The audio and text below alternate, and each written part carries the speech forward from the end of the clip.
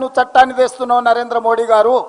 ఈరోజు మళ్ళీ ఏ తెలంగాణ రాష్ట్రం అయితే ఈ చట్టానికి స్ఫూర్తినిచ్చిందో, ఏ తెలుగు భాషల ప్రాంతంలో మొట్టమొదట అమలు జరిగిన మహాత్మా గాంధీ జాతీయ ఉపాధి హామీ చట్టం ఉందో పునరుద్ధరించే వరకు నీతోని కొట్లాడతాం. ఈ చట్టం పేదలకు వ్యతిరేకంగా తెచ్చినందుకు మళ్ళీ పేదలకు ఈ జాతికి క్షమాపణ చెప్పే వరకు నరేంద్ర మోడీ గారిని వదిలే సమస్యనే లేదు. దీని మీద సంపూర్ణమైన కార్యాచరణ ఏఐసిసి నుంచి ఆదేశాలు అందుకొని మన అందరం కూడా క్షేత్రస్థాయిలో వెళ్ళి ప్రజలకు వివరించాలి. ఈ చట్టం ఏదో మార్పు కాదు. ఈ చట్టం మనల్ని తిరిగి కార్పొరేట్ కంపెనీలకు కట్టు బానిసలుగా మార్చడానికి తీసుకొచ్చిన చట్టం. ఈ చట్టాన్ని సంపూర్ణంగా తెలంగాణ శాసనసభ ఏకగ్రీవ తీర్మానం ద్వారా తిరస్కరించింది. శాసనసభలో మొదలైన తీర్మానం గ్రామ సభలకు వెళ్ళాలి. ప్రతి గ్రామ సభ పెట్టి ఈనాడు 12,702 మంది గ్రామ సర్పంచులు ఎవరైతే ఎన్నికైనరో 12,702 మంది గ్రామ సర్పంచులు గ్రామ సభలు పెట్టడం ద్వారా ఈ చట్టాన్ని తిరస్కరిస్తూ ఏకగ్రీవ తీర్మానాన్ని గ్రామ సభలలో ప్రవేశపెట్టాలి.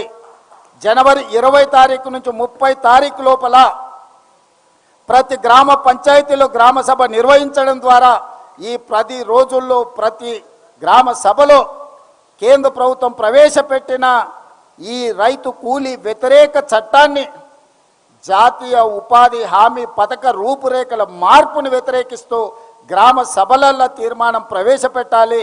ఎగ్జాక్ట్గా ఏ తీర్మానం ప్రవేశపెట్టాలనో మొన్న శాసనసభలో సీతక్క గారు శాసనసభలో ప్రవేశపెట్టిన తీర్మానం యొక్క మ్యాటర్ని, ఆ వివరాలన్నిటిని కూడా గ్రామ సభలకు పంపాలి.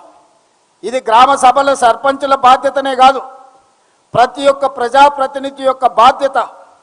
అందుకే ఈరోజు ప్రతి శాసనసభలో ఉండే శాసనసభ్యుడు తన నియోజకవర్గంలో పూర్తి స్థాయిలో ఈ కార్యాచరణ అమలు చేయడానికి వాళ్ళు పూనుకోవాలి. అదేవిధంగా శాసన మండలి సభ్యులు, పార్లమెంట్ సభ్యులు క్షేత్రస్థాయిలో తిరగాలి.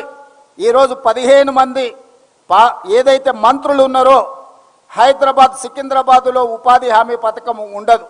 ఈ 2 పార్లమెంట్లను పక్కన పెడితే 15 పార్లమెంటు స్థానాలలో 15 మంది మంత్రులను ఒక్కొక్క పార్లమెంటుకు ఒక్కొక్క మంత్రి ఇన్ఛార్జిగా బాధ్యత తీసుకొని ఆ పార్లమెంటు పరిధిలో ఉన్న ప్రతి గ్రామ పంచాయతీలో తీర్మానాలు జరిగే విధంగా తీర్మాన కాపీలను సేకరించే విధంగా 15 మంది మంత్రులను 15 పార్లమెంట్లకు బాధ్యత వేయాల్సిందిగా నేను ఏఐసిసి ఇన్ఛార్జ్ మీనాక్షి నటరాజన్ గారికి, మా మిత్రులు మహేష్ కుమార్ గౌడ్ గారికి విజ్ఞప్తి చేస్తున్నాను.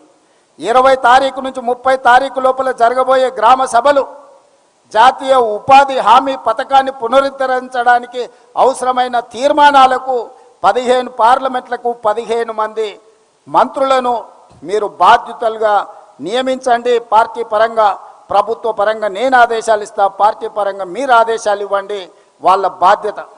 అదేవిధంగా పార్టీ శ్రేణులు స్థాయి ఉన్న నాయకులను, ఎన్ని మండలాలు ఉన్నాయో ప్రతి మండలానికి ఒక నాయకుని మీరు అపాయింట్ చేయండి.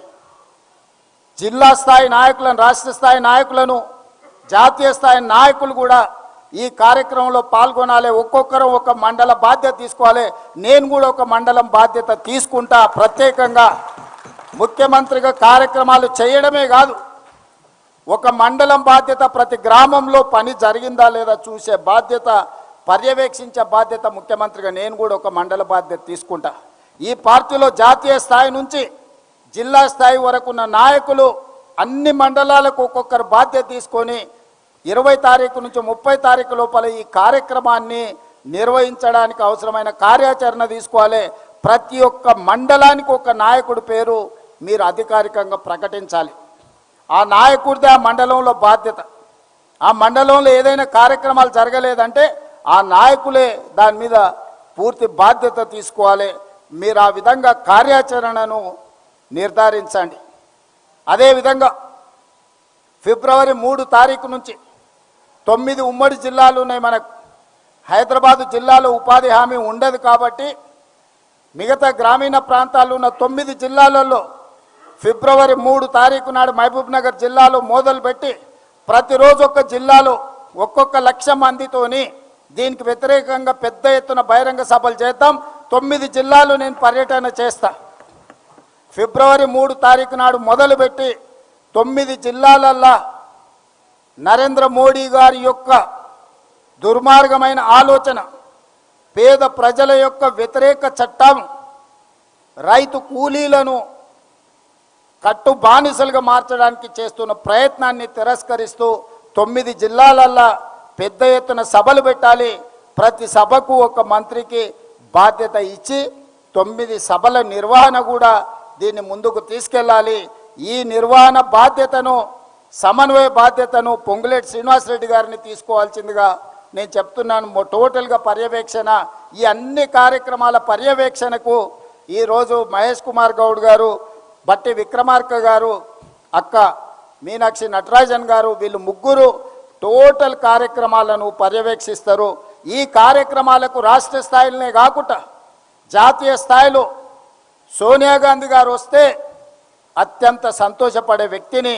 ఎందుకంటే ఈ చట్టానికి రూపకల్పన చేసి ఈ చట్టాన్ని మనకు అందించింది శ్రీమతి సోనియా గాంధీ గారు.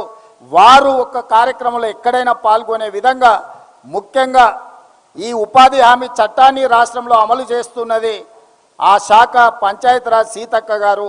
సీతక్క గారి నియోజకవర్గ ప్రాంతంలో పెద్ద బహిరంగ సభ పెట్టి సోనియా గాంధీ గారు, రాహుల్ గాంధీ గారు, లేకపోతే ప్రియాంక గాంధీ గారు ఎవరో ఒకరిని ఆ సభకు మొట్టమొదటి ప్రాధాన్యత శ్రీమతి సోనియా గాంధీ గారు.